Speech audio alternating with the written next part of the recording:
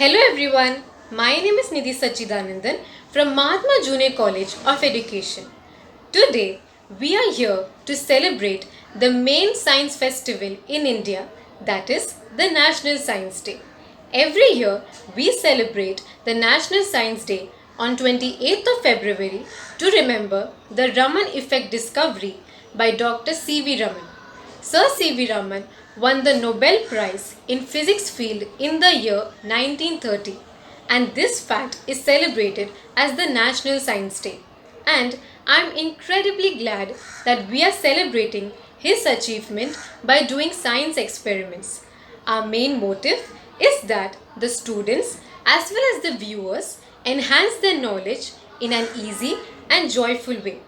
Secondly, a big thank you to the principal of Mahatma Junior College of Education, Dr. Bhaskar Tube sir and Rashmi Varghese ma'am, and all the other teachers for giving us such an opportunity.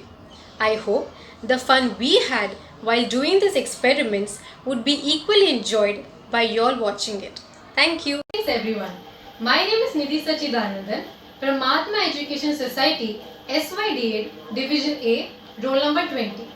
Today we are going to perform a very interesting experiment, that is scattering of light. Now this experiment is taken from Standard 7 General Science textbook chapter 17 Effects of Light. Now before diving into the experiment, let us look at the aim of the experiment. The aim of the experiment is to check whether a beam of laser light passes through a clear solution or not. Now, after looking at the aim, let us look at the apparatus here. So the things that we need for this experiment are a glass beaker or a glass, a laser pointer, water, milk or milk powder, and a spoon.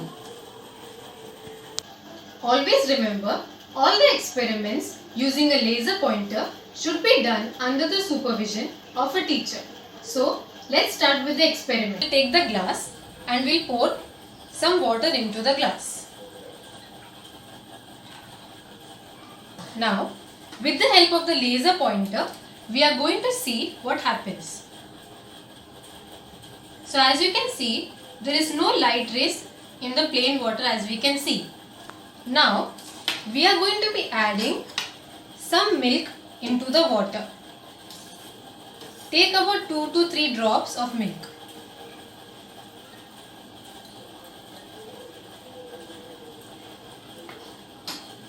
Now, as you can see, the water is slightly turbid. Now, let us see what will happen. As I am passing this laser pointer, we can see a light beam through this slightly turbid water. So, what we can say is a light beam cannot be seen in the plain water, but it is clearly seen in a slightly turbid water. So what happens is the light rays hits the particles of milk and they get scattered. And when these scattered rays enter into our eyes, we perceive the light. So instead of milk, we can also use salt, sugar and detergent, and we can see whether the light rays is seen through or not. So what we can conclude is that a beam of laser light is not seen in a clear solution, but it can be seen in a slightly turbid solution. Thank you. Hello everyone. My name is Karina Kishore Vekhande from Mahatma Education Society of 2nd year D.Ed, roll number 35 Division A. Today I am going to show you the experimental verification of law of reflection of light. We see our images on the surface of water. We also see our images in the mirror. All these are possible due to the phenomenon of reflection of light.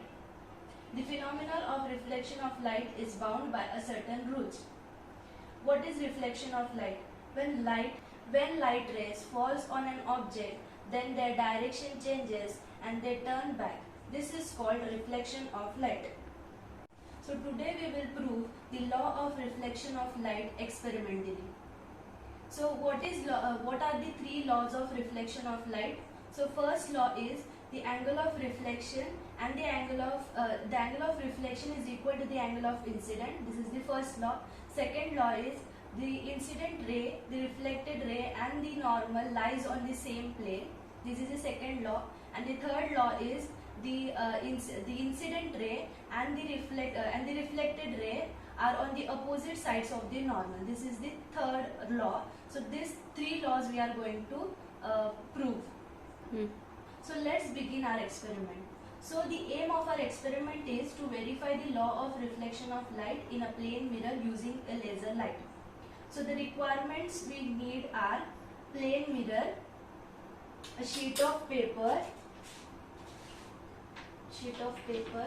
sketch pen, ruler,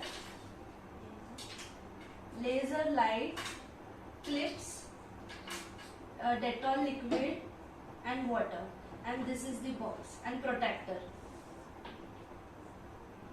So let's start with the procedure. So step 1 is take a transparent box, paste the protector inside the box with the help of the tape. Like this I have done earlier only. Now draw a straight line in the middle of the white paper or a sheet of paper.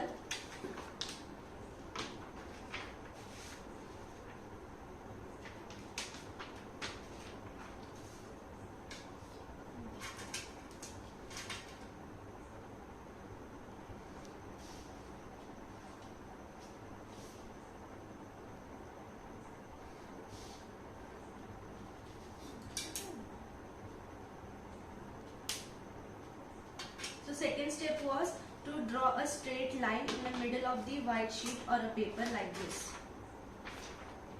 Now place the box on the sheet of paper and make sure that the central line of the protector which is showing the 90 degree should be along the drawn line. That will be the normal. With the help of the clips, now place the mirror exactly on the base of the protector. Now with the help of the clips, place the mirror exactly on the base line of the protector.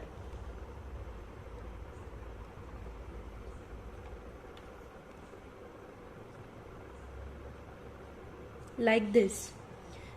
The mirror should be upright, straight. Now project the laser light on the mirror at the center of the protector.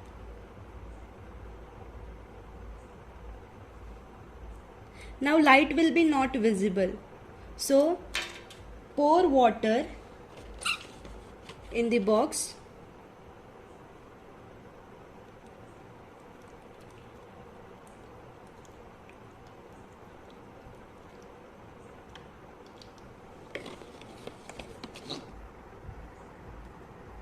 And few drops of Dettol liquid in it.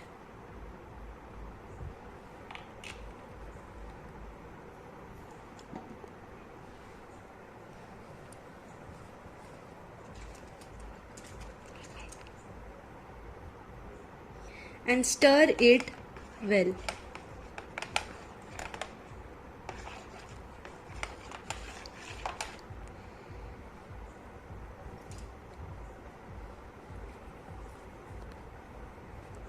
Because why we pour the water and few drops of Dettol? Because particles of Dettol or detergent solution make the laser light visible. Now again project the laser light on the mirror at the center of the protector. For better view, switch off the lights of the room.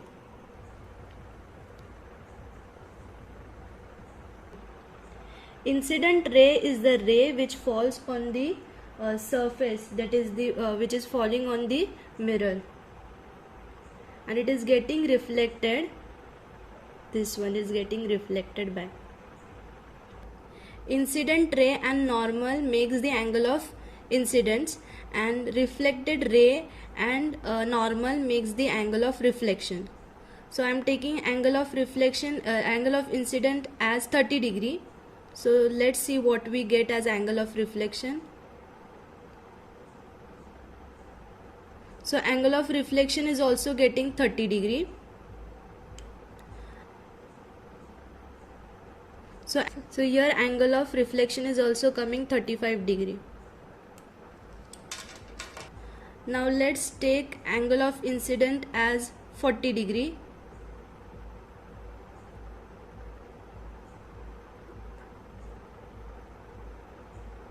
So angle of reflection is also getting 40 degree.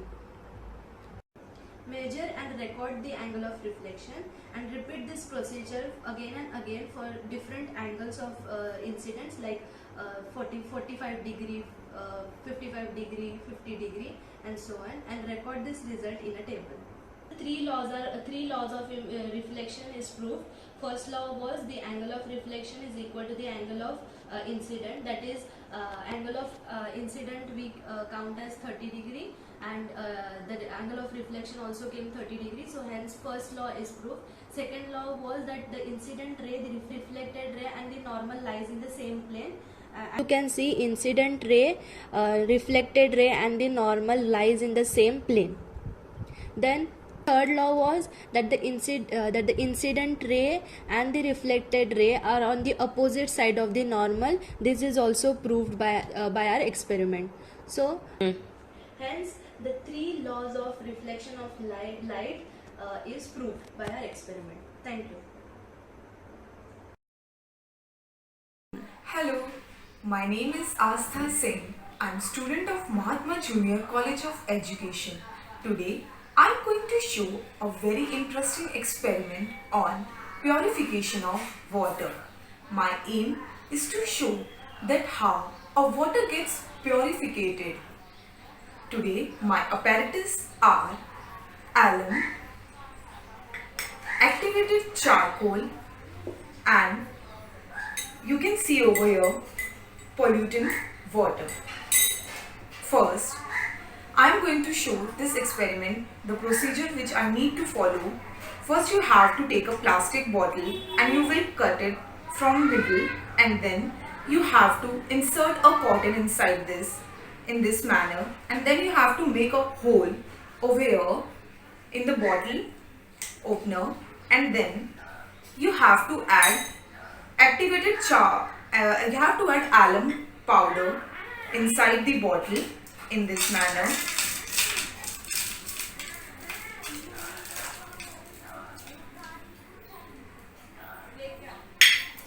And then you will be adding activated charcoal inside the plastic bottle.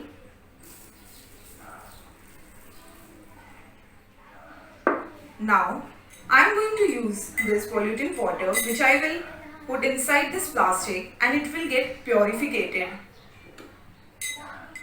Now let's see.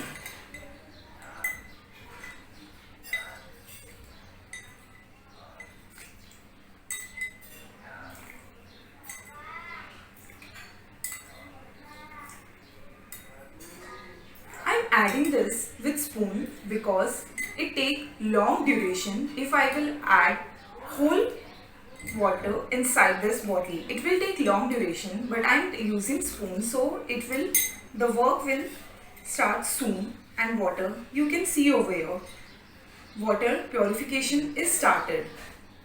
Drop by drop, water is getting purified. All the soluble impurities which are there inside this pollutant water is absorbed by the activated charcoal and alum.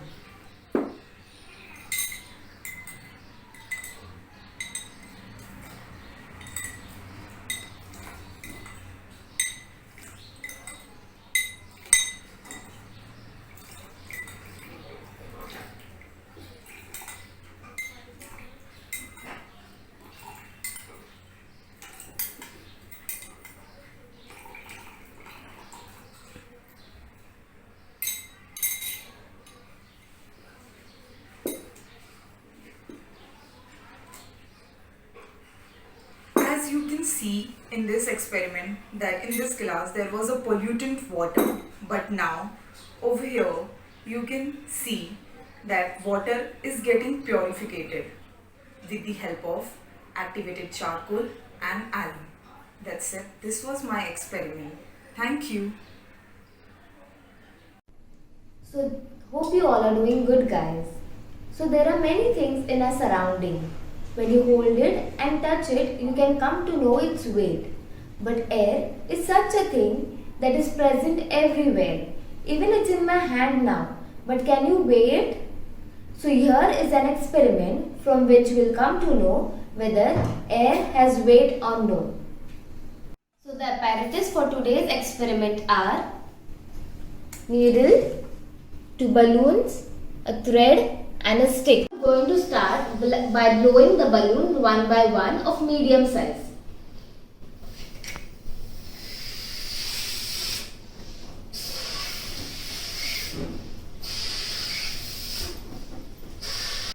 So here are the two medium size balloons which I have blown, and I have tied knot on both the ends of the balloon.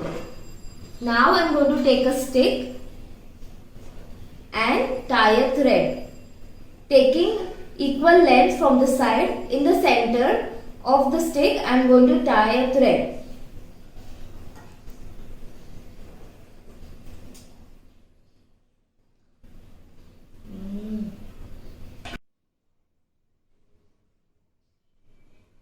So as you can see, I have tied the thread on the center of the stick. The stick should balance in the same way. It should not go up and down. Now I am going to take a thread and tie this thread to the knot of the balloon,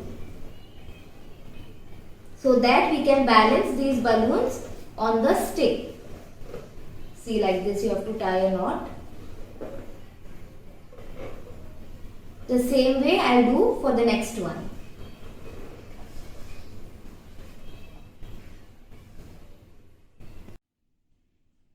As you can see, I have tied the balloons to the end of the stick, both of equal length, and as you can see, the balloons are balancing because they are on the equal length and of equal size. Now I am going to pick a needle at the right hand of my balloon and see what happens.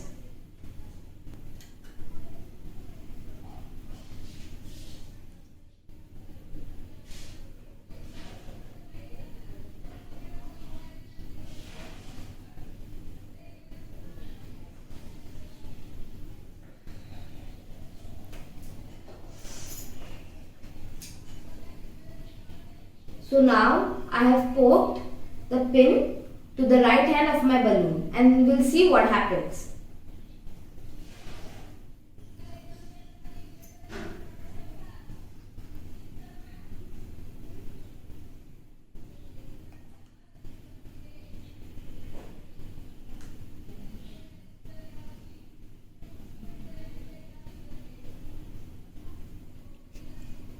If you notice that the balloon which was on my right hand side, which I had pricked the needle, the air is coming out, so the size of the balloon is decreasing, whereas the balloon on my left hand side, which is filled with air, is going downwards. So from this we come to know the balloon which is becoming smaller is light in weight, which has no air. So now if you notice that this balloon which has no air in it is become light in weight, whereas the other balloon which has air in it is heavy. Why is it so? Because we had filled with the air in it. So from this we conclude that the balloon which has air in it has weight. So we conclude that air has weight. Thank you.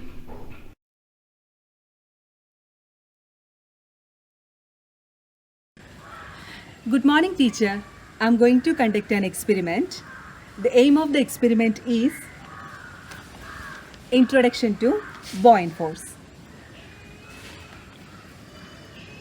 The apparatus which is required for conducting this experiment are a container which is completely filled with water and 3 bottles. This is the first bottle and it is empty. This is the second bottle which is partially filled with water. This is the third bottle which is bigger in size and at the same time this is completely filled. Okay, let's start the experiment. Here I am going to use the first bottle. This one is empty. I'm going to keep it inside the water. You can see that this bottle, it floats on the surface of the water. Okay, let's take out this bottle and I am throwing it in the air. You can see that it comes down, and this is all because of the gravitational force. Then why it is not happening inside the water? Okay, now I am going to apply some pressure using one finger.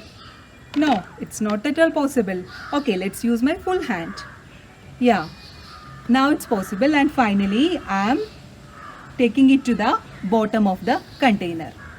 Now I'm going to release my hand. You can see that the bottle comes down and again it starts floats on the surface of the water. Now let's continue with the second bottle. And you know that this is partially filled. I'm going to keep this bottle inside this container. What happened? Neither it floats nor it touches the bottom of this container. It is immersed. Then let's take out the third one. This is fully filled. Keep it inside this container. You can see that it slowly goes down and finally touches the bottom of this container. Now I'm going to take out these two containers. Which one will be heavier? Yeah, obviously the one which is bigger in size, which is more experience more weight. This one is lighter. Okay, let's keep these two bottles at the same time.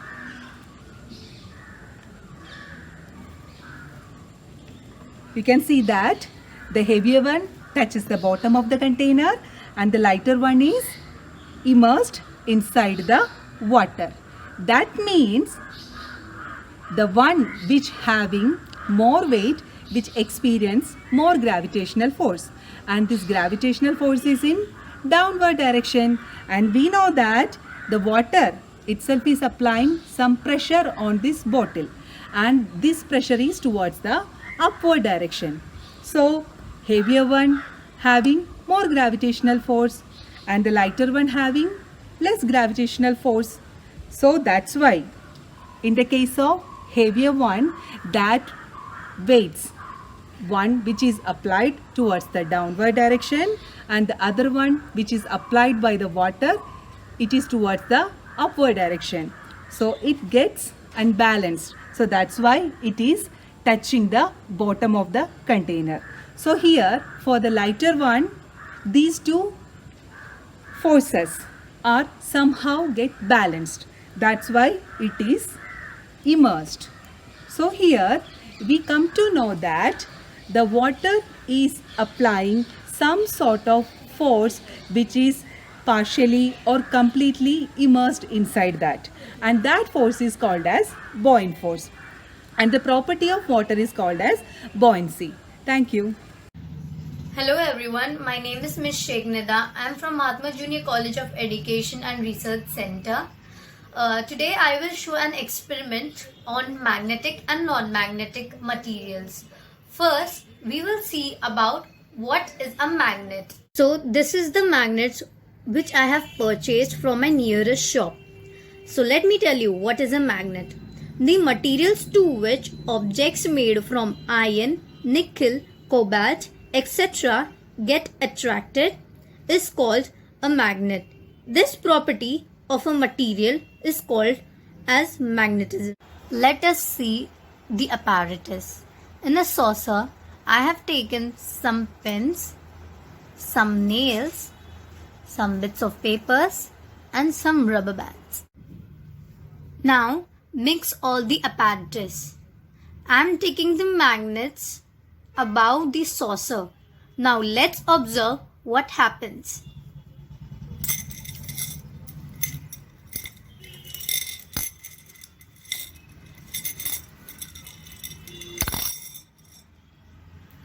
What did you observe? The materials that stick to a magnet are called magnetic materials, while those that do not stick to a magnet are called non-magnetic materials. The metals iron, cobalt, nickel are magnetic materials. Can you tell me, pins in a pin holder doesn't fall down when it is held upside down? Why is this so? While shutting the door of a fridge, we find that it automatically closes at a certain distance and does not open unless pulled again. Why is this so? A magnet is fitted in these gadgets. A magnet is fitted at the cap of the pin holder and at the door of a fridge. Iron objects stick to the magnet.